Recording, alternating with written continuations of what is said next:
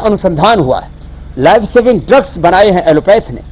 मैं उसको गौरव देता हूं और मानवता के हित के लिए उसको जरूरी मानता हूं, लेकिन इन दो चीजों को छोड़ करके, लाइफ सेविंग ड्रग्स और सर्जरी को छोड़ करके, चाहे बीपी को क्योर करने की बात हो, चाहे हार्ट डिजीज को रिवर्स करने की बात हो, शुगर को क्योर करने की बात हो, अस्थमा, हेपेटाइटिस, लिवर सिरोसिस और तमाम तरह के इनक्योरेबल डिजीज, जेनेटिक डिजीज, यहां तक कि सिर दर्द से लेकर के पेट दर्द तक, हर बीमारी में 98% बीमारियों को हम योग, आयुर्वेद, नेचुरोपैथी, खान पान के जो हमारी जीवन शैली के तौर तरीके उनसे ठीक कर सकते हैं। इसमें आपत्ति क्या? मैंने 25 प्रश्न पूछे, अभी तक एक उत्तर नहीं आया, क्योंकि आने वाले शायद 25-50 सालों तक भी एलोपैथ उसका उत्तर न दे पाए, क्योंकि इनके पास बीमारियों का कंट्रोल तो है, योग, आयुर्वेद, नेचुरोपैथी की तरह इनके पास क्योर नहीं है।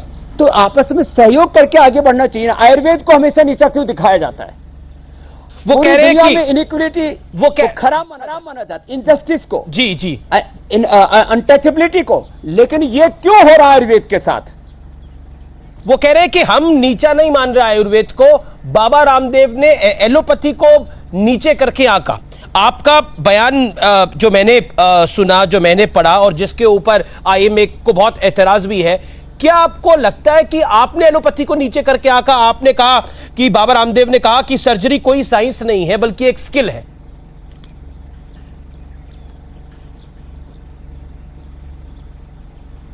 हाँ देखिए, ये तो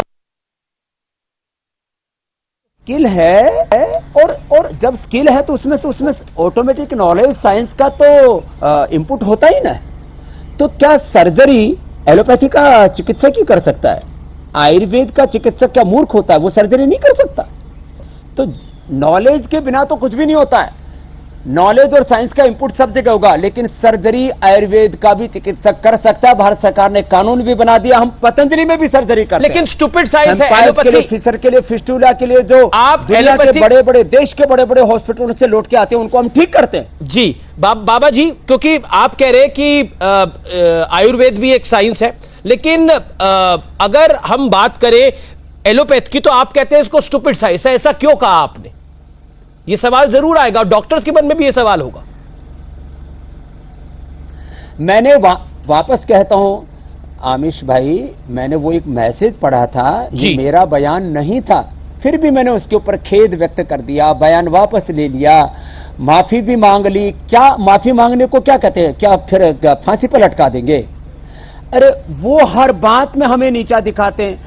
उन्होंने कहा कि हमने सारा देश स्वस्थ कर दिया। मैंने कहा भाई, यदि कोरोना में आपने 10% रोगी ठीक किए, तो 90% रोगी योगासन करके, प्राणायाम करके, कोरोनिल खा के, गिलोय तुलसी का काढ़ा पी करके ठीक हुए। और मैं एक प्रति प्रश्न करता हूं आमिश भाई, देखो आप प्रश्न करेंगे, मैं भी कुछ प्रश्न करूंगा। जी ये जो एलोपैथी में कोरोना मैनेजमेंट के नाम पर बुखार उतारने के लिए दवाई दी जा रही है, जबकि रिसर्च हुआ है कि जब भी कोई बैक्टीरिया, कोई वायरस, कोई अंदर फंगस, कोई इन्फ्लेमेशन,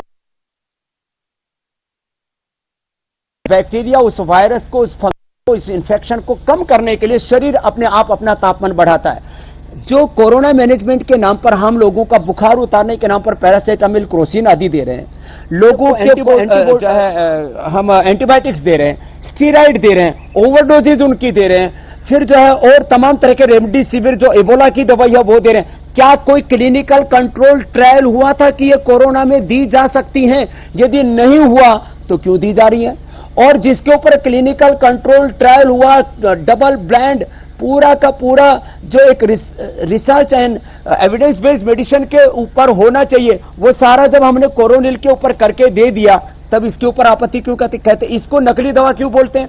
मैंने आप गूगल करके देख लीजिए। नहीं, पर बाबा तो ये बयान पर खेद भी व्यक्त कर दिया। बाबा ये बात तो सही है कि कोरोनिल कोरोना को मात नहीं दे सकती। इसको ये कहते हैं, ये सूडो साइंस।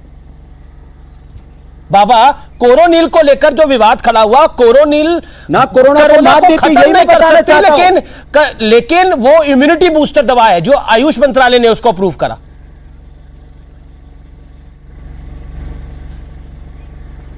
नहीं, अब जो है, जो पहले बार जो बयान था वो ये था, जब हमने दोबारा पूरे पेपर दे दिए रिसर्च के, इंटरनेशनल जर्नल में आप पढ़ लो, पूरी दुनिया में योग आयुर्वेद का जितना रिसर्च हुआ ना, हमारे पास में पूरे इंस्टीट्यूशन में 300 से 500 साइंटिस्टों की टीम है। हमने जो एक